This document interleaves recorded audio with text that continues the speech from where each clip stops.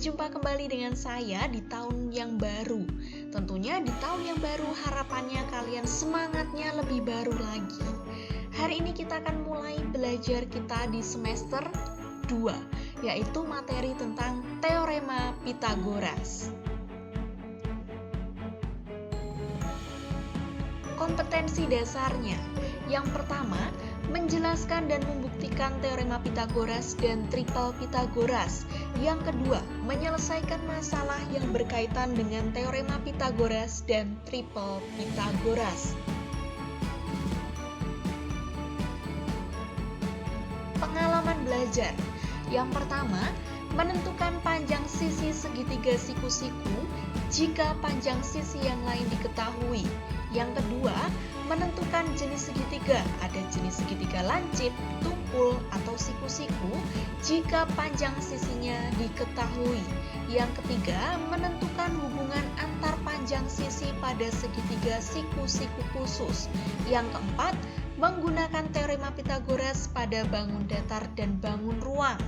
Yang terakhir, itu adalah menyelesaikan permasalahan nyata dengan teorema Pitagoras. Oke, kita lihat ilustrasi gambar ini.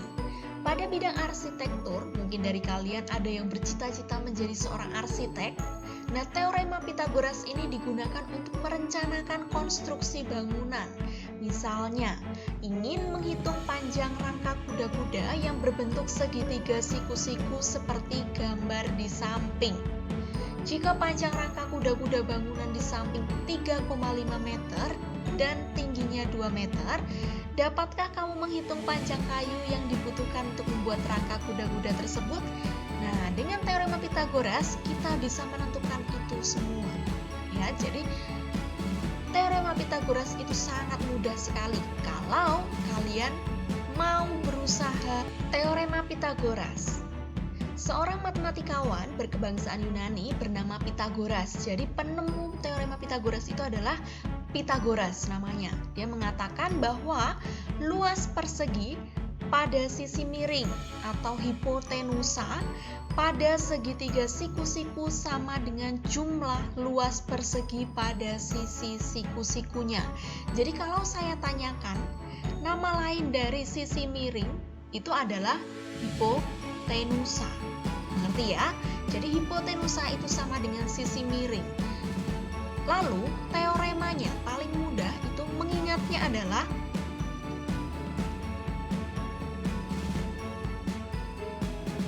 sisi miring sama dengan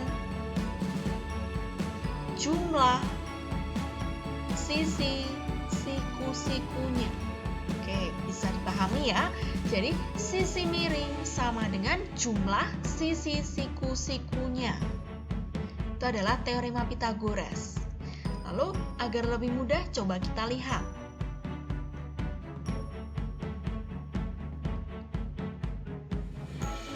Teorema Pitagoras di sini. Kalau teorema Pitagoras hanya berlaku pada segitiga siku-siku, gitu ya. Kalau bukan segitiga siku-siku tidak bisa digunakan teorema Pitagoras. Mengerti? Lalu di sini ada segitiga ABC, siku-siku di A. Kita ingat bahwa lambang siku-siku itu adalah ada kotakan di sebelah sini. Lalu di depan A kapital, jadi kalau di pojokan-pojokan ini hurufnya wajib kapital, tidak boleh huruf biasa. Lalu di depan huruf kapital itu adalah huruf biasa. Berarti di depan A, berarti di sininya adalah A biasa. Lalu di depan B kapital itu adalah B biasa. Di depan C kapital itu adalah C biasa. Begitu ya. Jadi tidak bingung ya.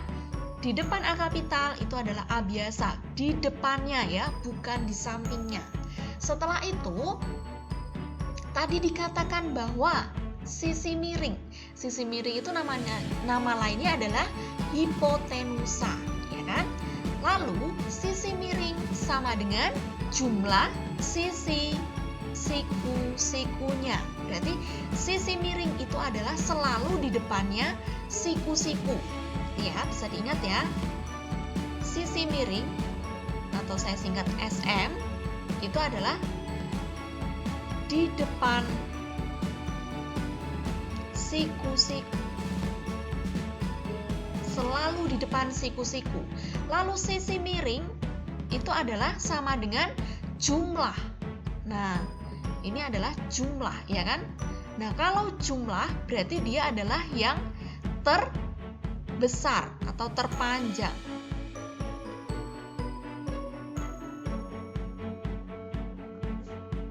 Gitu ya. Jadi kalau saya tanyakan, yang terpanjang, sisi yang terpanjang itu mana? A, B, atau C? Yang terpanjang adalah yang A, karena A itu adalah sisi miring. Lalu, karena sisi miring itu adalah jumlah, berarti untuk lebih mudah mengingat rumusnya. Jadi ini rumus loh ya, rumus tapi hurufnya mengikuti yang ada di gambar. Tidak selalu hurufnya A, B, C, bisa D, E, F, bisa P, Q, R, dan lain sebagainya. Berarti kita mengingatnya paling mudah adalah kita misalnya menggunakan huruf yang biasa dulu. Berarti sisi miring, kita tuliskan dari yang sisi miringnya dulu biar lebih mudah. Berarti sisi miringnya adalah A kuadrat sama dengan, karena jumlah berarti kita langsung tuliskan plus, begitu ya. Lalu selain huruf A itu ada huruf B dan C. Kita tuliskan terlebih dahulu seperti ini. Lalu selanjutnya yang lain, karena tadi sisi terpanjang adalah A, berarti yang plus itu hanyalah yang A atau sisi miringnya. Berarti yang lain ada tandanya min. Setelah itu, kalau tandanya plus, berarti kita langsung menuliskan huruf yang lain, B kuadrat, C kuadrat. Tapi kalau bukan sisi miring, ini berarti bukan sisi miring. Nah, berarti sisi miring dikurangi sisi lain. Gitu ya. Berarti sisi miringnya apa? Sisi miringnya adalah A, berarti A kuadrat dikurangi sisi yang lain, A, B, dada, berarti tinggal C kuadrat. Begitu juga yang ini. Apakah C sisi miring? Bukan. Kalau bukan sisi miring, berarti sisi miring dikurangi sisi yang lain. Berarti sisi miringnya A dikurangi sisi yang lain adalah, sudah ada A, sudah ada C, berarti tinggal B kuadrat. Berarti rumusnya sama dengan yang ini kan? Nah, kalau misalnya kita mau menggunakan huruf yang kapital gimana ya? Kalau mau menggunakan huruf kapital, berarti kita tuliskan dulu sisi miringnya. Berarti sisi miringnya adalah BC, ya kan? BC kuadrat. Setelah itu ada apa? Selain BC, ada CA. CA kuadrat. Selain itu ada AB.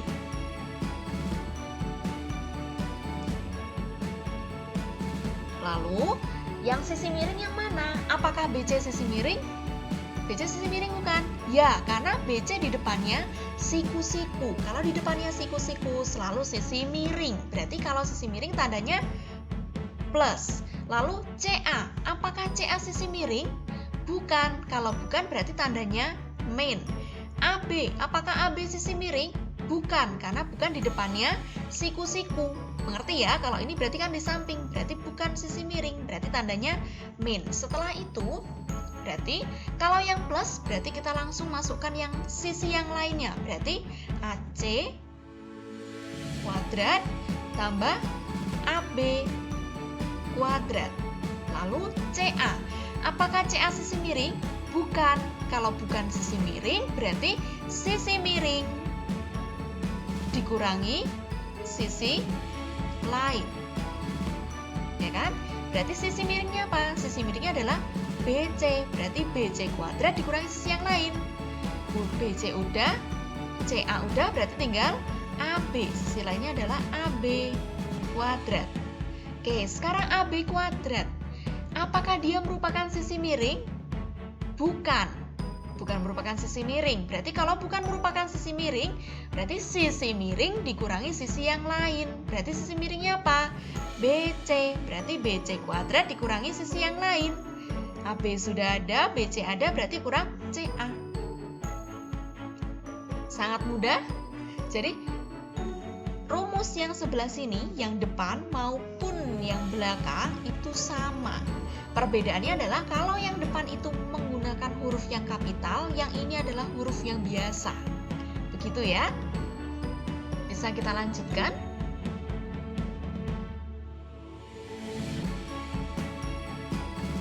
Oke, sekarang kita coba kalau segitiganya berbalik arah. Oke, saya misalkan di sini hurufnya ada D, E, F. Berarti segitiga D, E, F itu siku-siku di mana? Siku-siku di E, karena E ada lambang seperti ini. Lalu selanjutnya, di depan D kapital, ya kan? Di depan D kapital berarti dia adalah D biasa. Di depan F kapital itu adalah F biasa. Di depan E kapital itu adalah E biasa. Selanjutnya, kita tuliskan rumusnya dari sisi miringnya terlebih dahulu biar mudah. Berarti kita tuliskan mau yang huruf kapital dulu atau yang huruf biasa dulu? Biasa dulu ya. Berarti sisi miringnya adalah yang E, ya kan? Karena sisi miring di depannya siku-siku, ya kan? Berarti di sini E kuadrat sama dengan, berarti kalau sisi miring itu tandanya plus. Lalu yang lainnya E, F, D. Oke, tandanya plus, yang sini min. Begitu. Lalu selanjutnya, kalau yang positif berarti tinggal menuliskan sisi yang lain. E udah ada, berarti tinggal F kuadrat ditambah D kuadrat. Selanjutnya, kalau F kuadrat, apakah F sisi miring? Bukan. Kalau bukan sisi miring gimana? Kalau bukan sisi miring berarti sisi miring dikurangi sisi yang lain. Berarti sisi miringnya apa? E kuadrat dikurangi sisi yang lain. Apa? D kuadrat. Oke, selanjutnya D. Apakah D merupakan sisi miring? Bukan, karena bukan di depannya siku-siku. Berarti kalau bukan adalah sisi miring dikurangi sisi yang lain. Sisi miringnya adalah E kuadrat, lalu dikurangi sisi yang lain. Udah ada D, E, berarti kurang F. Berarti E kuadrat dikurangi F kuadrat. Sampai sini mengerti? Oke, selanjutnya kalau misalnya kita sudah dapatkan ini, berarti kita sudah menemukan rumusnya, ya. Jadi rumusnya tidak selalu A, B, C, bisa D, E, F. Begitu ya. Selanjutnya, kalau misalnya menggunakan huruf yang kapital gimana ya? Kalau menggunakan huruf kapital, misalnya kita ambil yang sisi miringnya dulu, berarti DF kuadrat sama dengan, kalau DF apakah sisi miring?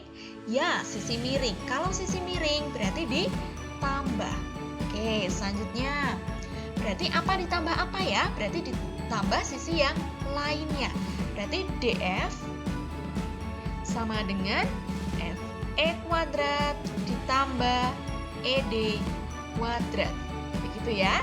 Lalu selanjutnya DF sudah, FE. Selanjutnya adalah FE.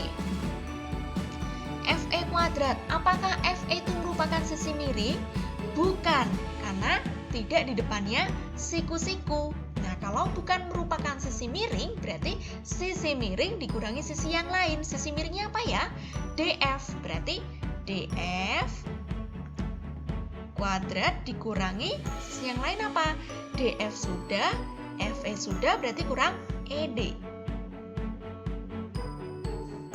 Lalu selanjutnya DF, FE berarti ED.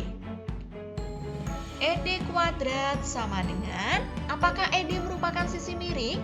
Bukan, karena bukan di depannya siku-siku, karena di sampingnya ya. Berarti sisi miring dikurangi sisi yang lain. Sisi miringnya adalah DF kuadrat dikurangi sisi yang lain, berarti FE kuadrat. Sampai sini mengerti? Berarti rumusnya ada dua ya, boleh menggunakan yang atas, boleh menggunakan yang bawah. Yang penting konsepnya sama. Begitu? Contoh satu lagi, kalau misalnya bentuknya segitiga miring-miring seperti ini, apakah di sini sisi miring Apakah di sini sisi miring atau sini yang sisi miring ya? Misalnya kita beri nama PQR. Sisi miringnya di mana ya? Sisi miringnya di depannya siku-siku. Nah, siku-sikunya yang mana? Siku-sikunya yang ada tanda ininya. Nah, berarti siku-siku di R. Berarti sisi miringnya adalah PQ. Ya kan? Berarti di sini adalah R biasa, di sini P biasa, di sini Q biasa. Sampai sini mengerti? Lalu selanjutnya rumusnya menjadi gimana ya? Kita berawal dari yang sisi miring dulu. Nah, berarti sisi miringnya adalah yang R. Berarti R kuadrat. Kalau sisi miring berarti ditambah. Oke. Lalu R kuadrat tambah tinggal sisi yang lain. Q kuadrat ditambah P kuadrat. Lalu selanjutnya P kuadrat. Berarti kalau P kuadrat berarti gimana? Apakah P merupakan sisi miring? Bukan, karena bukan di depannya siku-siku, tapi di sampingnya. Maka di sini rumusnya adalah sisi miring dikurangi sisi yang lain, ya kan? Sisi miringnya apa? R kuadrat dikurangi sisi yang lain. Sisi lainnya adalah Q kuadrat. Lalu selanjutnya yang terakhir rumusnya adalah yang Q kuadrat. Q kuadrat, apakah Q merupakan sisi miring? Bukan, karena bukan di depannya siku-siku. Berarti sisi miring dikurangi sisi yang lain. R kuadrat dikurangi P kuadrat. Jadi intinya rumus dari yang di sini itu didapat kalau sisi miring itu adalah sisi lain ditambah sisi lain. Tapi kalau bukan sisi miring, itu berarti sisi miring dikurangi sisi lain. Begitu ya. Inti dari rumusnya adalah ini. Sisi miring sama dengan rumusnya sisi lain ditambah sisi yang lain.